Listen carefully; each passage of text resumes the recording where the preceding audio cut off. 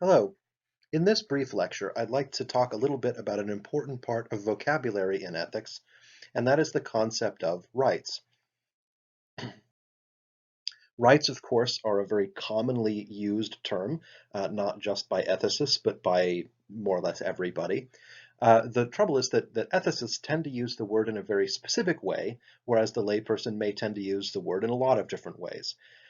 In general, the term rights is often used as a kind of stand-in for whatever it is that people either desire or think they deserve or whatever, right? Again, we're going to be a little bit more precise in specifically in the ethical context, but of course there's going to be a lot of similarity and overlap with the way that the term rights is ordinarily used. Now, of course, everybody likes to talk about what their rights are. I mean, everyone likes to have rights. Everyone, the more the better, right? Uh, in the sense that we mean the term in ethics, a right is something that somebody owes you. Again, people like to be owed things, but of course, nobody likes really to talk about their duties. That is what they owe to others. And in our context, the specific way that we're going to define rights is as a claim to a moral good, right? That's the technical definition of the term right as we use it in ethics. There are also some other words that sort of go along with the discussion of rights that'll come in handy as we go forward.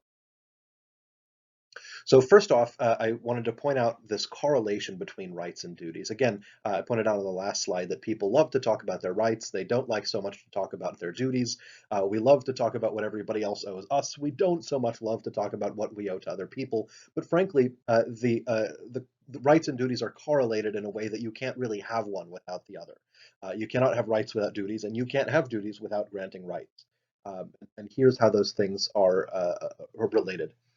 So for every right, there must be a duty, right? This is just what these terms mean.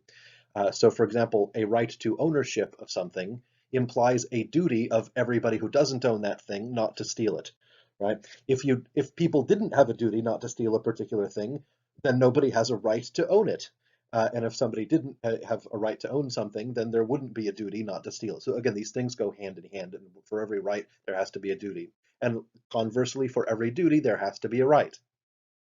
Uh, for example, if someone has a duty to provide an education, that means that somebody has a right to get an education. You can't have a right to get an education if nobody has the duty to provide one, and you can't have someone have a duty to provide an education without somebody then thereby having a right to one. Okay, so again, rights and duties are correlated. For every right, there has to be a duty, and for every duty, there has to be a right. And so, even though we like to talk about rights and dislike talking about duties, whenever you're talking about rights, you are necessarily talking about duties, even if you don't think you are. And so any description of a particular right is going to be incomplete without specifying first who that right is against. Okay, that is, who has the corresponding duty, or what duty exists that makes that right a real thing. Also, what that duty is, like what specific duty somebody has, okay, and why they have that duty, or to what do they have that duty. So in addition to there always having to be both rights and duties, we say that there are two different kinds of rights. There are positive rights and negative rights. And oftentimes people sort of get this wrong in the sense that they think that positive means good, negative means bad, and you might think, what kinds of rights are bad rights? And that's just not it at all. Think instead of like the sides of a battery. There's a positive side and a negative side. Uh, think in terms of that. It's not like there's a good side of the battery and a bad side of the battery. It refers to the flow of the electrical current. In this case, it refers to the direction of the duty, or the nature of the duty that is implied by the right. Okay, so a positive right is a right that requires a positive duty towards the right holder. That is, the holder of the right holds the right because somebody has a duty to do something affirmatively or positively for them. While a negative right is a right that requires a negative duty towards the holder of the right. That is, the holder of the right holds the right because somebody has a duty to refrain from something. So perhaps a few examples can make this a little bit clearer. So some examples of positive rights include things like education or healthcare. The idea is that if somebody has a right to education, that means that somebody else has a duty to provide one, right? So that's a duty to do something as opposed to a duty to refrain from something. So a positive right implies a positive duty. That's what makes it a positive right. And so something like healthcare is one of the sort of burning issues of our time. But it's interesting how often that people will talk past the main issue, or will say two things that can't both be true. So on one side of the debate, you have people talk about healthcare being a right, but of course. These people, again, that because that sounds good. Everybody likes that. Everyone would like a right to healthcare. But the thing that they don't tend to say is that somebody actually has a duty to provide it, because that sounds a little that sounds a little expensive and sort of, demanding, right? That sounds like a rather large role for somebody. And so they want to focus on everybody's right, but then they don't really want to talk about who has to provide that duty. Whereas on the other side, the focus tends to be on there not being a duty of somebody to provide healthcare for everybody, because that would be expensive and cumbersome and all that sort of stuff. But they don't really want to say that people don't have a right to healthcare or have no right to healthcare, because that seems kind of mean. But of course, you can't talk about a duty without talking about a lack of duties anyway, without talking about a lack of rights. And so everyone seems to want to have it both ways, or neither way, and that's just not the way it works. So some examples of negative rights include, for example, the freedom of speech, or rights to property, right? So notice what these are: the right to the freedom of speech, right, which is given to American citizens in the American Constitution, and is given to many other peoples in many other forms of government in the world today. A freedom of speech is a kind of right that requires somebody not to do something. In our case, it refers to the various levels of government in the United States to refrain from restricting rights to a freedom of expression. Right? So they have a duty to not do something, or to refrain from doing something. That's a negative duty, and that's why we call it a negative right. A right to property, as we mentioned on an earlier slide, has a right that implies a duty of everybody else not to steal stuff from you, right? And so again, it requires refraining from something. It requires a negative duty, hence it's a negative right. And so one thing that's very interesting is that life is a positive right and life is a negative right. Um, these are really two different rights that seem to go by the same name, right? So the positive right to life is the right to be kept alive. Okay, so that would, if you have a positive right to life, or a right to life in the positive sense, then that means that somebody else has a duty to keep you alive. In general, we don't recognize this kind of right except in specific circumstances. So, for example, a lifeguard who is on duty has the duty, right, to try and keep you from drowning. Okay, and so in that sense, you have a very limited right to life. If you are in the care of a physician, they have a kind of duty, and again, there are some limits even to that duty, to try and keep you alive. And so because they've taken an oath, there's an understanding based on their profession, etc. Right? There's all kinds of reasons for that. But in general, we don't say that people just generally have a positive right to life, a right to be kept alive for everyone. Children tend to have this right against their parents, at least young enough children do. The right that they have a right against their parents because their parents have a duty to keep them alive, right? Not just a duty not to kill them. That's the negative right to life, and that tends to be the universal one. And it's the sense of uh, so it's the right not to be killed, okay, because it requires a duty of everybody else not to kill you. So the negative right to life requires a negative duty, and that's the one that we tend to think is universal. We think everybody has a duty not to kill people, and so only because everyone has the duty not to kill people does anyone have the right not to be killed. Right? In fact, everyone has that right if everyone has the duty. And so, again, another of the burning issues of our time, for example, the abortion debate tends to, in public discourse, really get all kinds of twisted up about which kind of right to life they're talking about at which time. So when one person says that people don't generally have a right to life, they mean the positive right to life, and they're completely correct about that. And when somebody else says that people do generally have the right to life, they probably mean the negative right to life, and they're completely correct about that. But of course, abortion is a very complicated case because on the one hand, it seems like we're simply depriving a person of something. We're not. It seems like we're depriving somebody of something that they would need to survive, but not necessarily actively killing them. That is, that we're abrogating a right. We're not keeping them alive, and because we don't keep them alive, they die. And on the other side, it seems like no, it seems like you're actually killing somebody and depriving them of something. And so it's actually very it's a very complex question as to what kind of right to life is really applying in that case. But of course, that doesn't tend to be the way that people in everyday life discuss it. Although philosophers very much discuss it that way. Um, and so, in general, when we talk about a right, again, a right has a certain sort of an anatomy. So the right to property indicates a number of things. It indicates a duty, right, of everyone. So anytime, again, you talk about having a right, you have to consider who has the duty that gives that right, or what duty is implied by somebody holding that right. And so a right to property would imply a duty of everyone. Okay, and you say then, okay, what does the right require people to do? What is the duty that whoever it is has toward the holder of the right? And in this case, the duty would be to refrain from taking, using, or moving your property, etc. Hence, the right is a negative right because it implies a negative duty on the part of someone else or even everyone else. And then, of course, it's the what you can't take, use, move, etc. is your legitimate possessions, right? The things that you actually, in some sense, have been given a right or have some legal right or some moral right to. And so that's the subject then of the right. Okay, that's the thing that the right covers. And of course, to finish out any discussion of this particular right, you would want to supply some justification.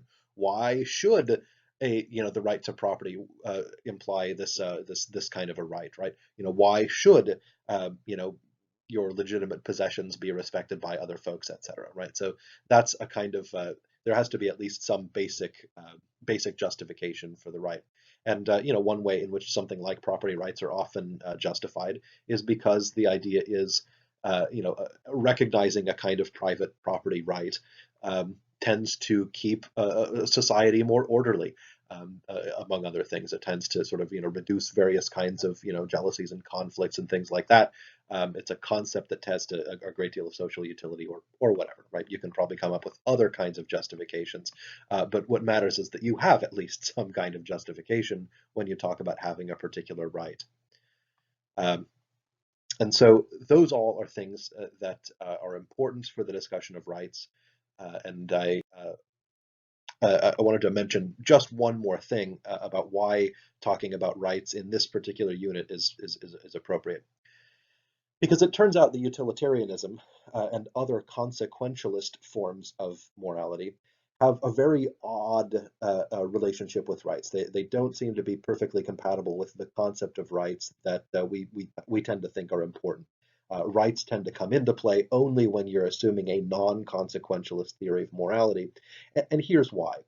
Uh, First of all, utilitarianism here has a strange relationship with rules. And I'm just looking at this slide here, and I noticed that I put the sub point under the wrong thing. So pretend like, consider a rule like keep off the grass is a sub point under this first thing and not the second thing. So sorry about that, but it's really a very minor issue. I don't really feel like re-recording everything just for that.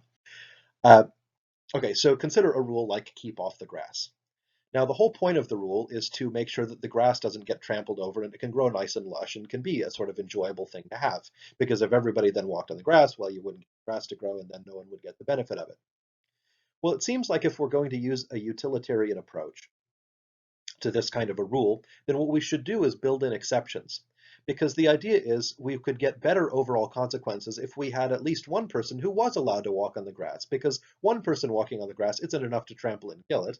And so this one person would get the benefit of walking on the nice, beautiful, pleasant grass.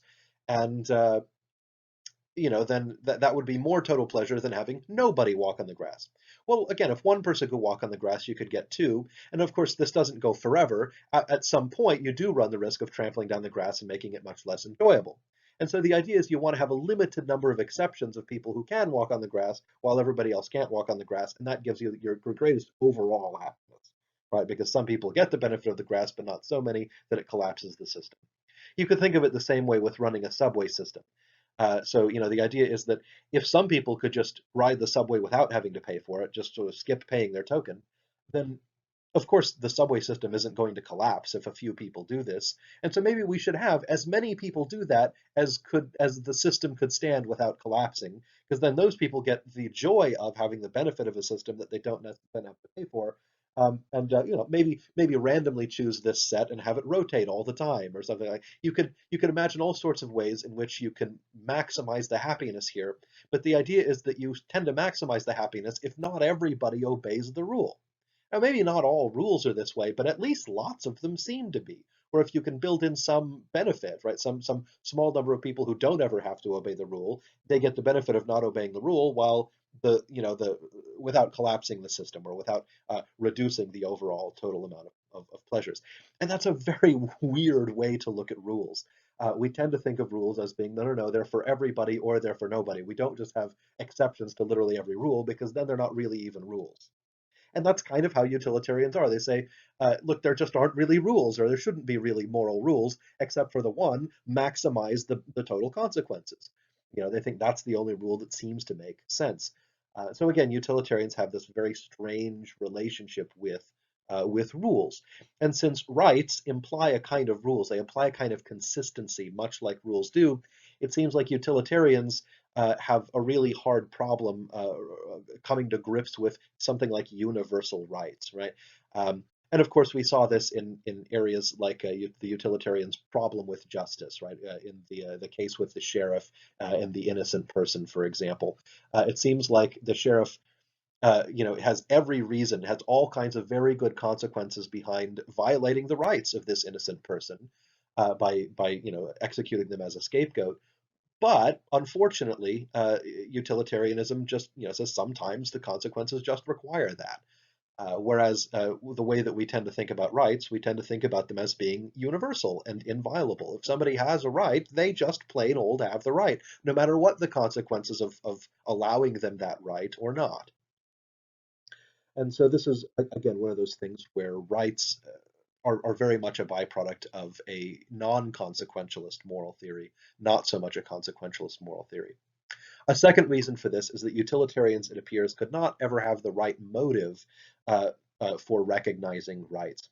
And so this is a point that's made much better, but of course much longer, by Joel Feinberg in the recommended reading, The Nature and Value of Rights. But in a sense, the argument is, a very brief version of it, is something like this. It seems like the consequentialist would have the wrong motive for example, imagine they're driving down the street and somebody else is crossing the street in front of them. They might say, well, look, I would cause a great deal of misery if I just ran this pedestrian down, just sort of ran over them with my car.